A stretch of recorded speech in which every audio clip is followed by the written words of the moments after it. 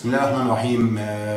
امبارح اتكلمت مع واحد من الاساتذه الزملاء واستاذ فاضل ومن الزملاء استاذ جامعي، وكان هو له راي اخر في الاحداث اللي بتشهدها الجامعات المصريه. في طبعا ثوره وغليان في الجامعات المصريه، كل الاساتذه عايزين يغيروا القيادات، والقيادات تشمل رؤساء الوزير راسا، ثم رؤساء الجامعات، ثم العمداء ورؤساء الاقسام.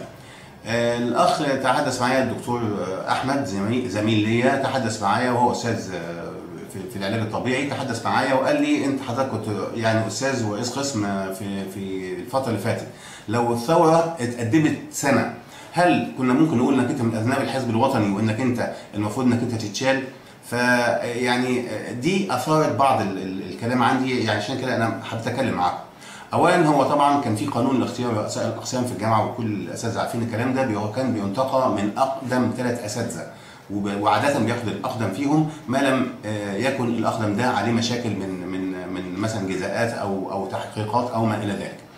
اما العمداء ورؤساء الجامعات والوزير طبعا كل دول كانوا بيختاروا اختيار، والاختيار كان بيجي من قيادات الحزب الوطني ومن الجهات الامنيه اللي هو مباحث امن الدوله. يعني احنا عندنا مثلا في بعض الجامعات ببص نلاقي في واحد كان مدير عام مستشفيات نط فوق وكيل كليه الطب، ونط فوق العميد بتاع كليه الطب، ونط فوق نائب رئيس الجامعه لشؤون المجتمع والبيئه، وبقى هو رئيس الجامعه. ما يميزه؟ ايه اللي يميزه عشان يقفز هذه القفزات؟ وممكن استاذ عادي خالص ويقفز بقفزه كده تلاقيه بقى وزير وتلاقيه بقى رئيس جامعه. القفزات دي طبعا كان عارفين ان هي لها حسابات تانية في النظام السابق، وده اللي احنا بنرفضه. فيها ايه لما العميد هو ممكن يكون نفس العميد راجل محترم واحنا ننتخبه؟ يعني احنا اساتذه، يعني المفروض تكون قمه العقول الموجوده في مصر، ونهضه مصر العلميه لن تقوم الا بمجهودات الاساتذه. طب ليه نكبتهم وليه ناخد واحد ونعينه عليهم؟ طب فيها ايه لما يحصل انتخابات اللي انا بتساءل عنه؟ انا ماليش علاقه بالحزب الوطني حاليا، لان حكايه الحزب الوطني دي فيها يعني صمد بيت، يعني بعض الاختلافات. يعني ممكن واحد يقول لك طب انا دخلت الحزب الوطني عشان اترقى او اخد حقي، او انا دخلت الوظيفه عشان ما يتقفليش المحل بتاعي، او انا يعني بعض الناس بيبقى لهم نظام، ودول غالبا ما لهمش زي يعني اللي بيرسموا السياسه.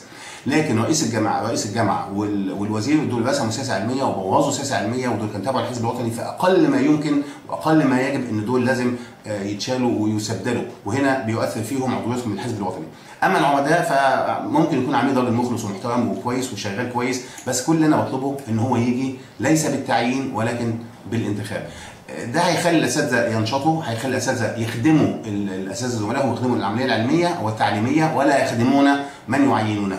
طبعا ده بينطبق على المحافظين، ما ينطبق على الوزراء ورؤساء الجامعات ينطبق على المحافظين. احنا عايزين كل المحافظين يتغيروا، عايزين كل القيادات اللي كانت مشاركه في الحزب الوطني، لان دول فعلا افسدوا على الناس حياتهم السياسيه.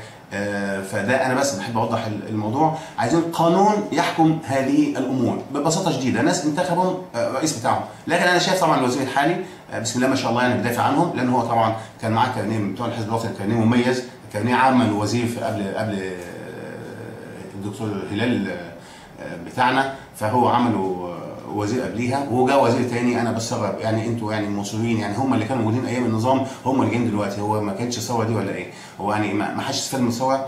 الناس يا جماعه وصلوا لمرحله ان هم بيقولوا عصر مبارك احسن من العصر الحالي، على الاقل احنا ما شفناش اي تغيير، ولم ننعم بالامن اللي كنا بننعم بيه ايام حسني مبارك، ولم ننعم بالرفاهيه والرخاء الشكلي. يعني الوزير بتاع الماليه لما جه راح اقترض 3.5 مليون ولا 2.5 مليون، يعني هو برضه اقتراض، اسلوب الاقتراض هو ومش شايفين اي نمو ولا اي تقدم ولا اي حاجه خالص. فبالتالي انا عايز اقول يجب ان نطبق هذه الامور وننظر لها بجديه، لانها حقا مهمه جدا في احياء الثوره واحياء روح واذكاء روح الثوره. شكرا جزيلا.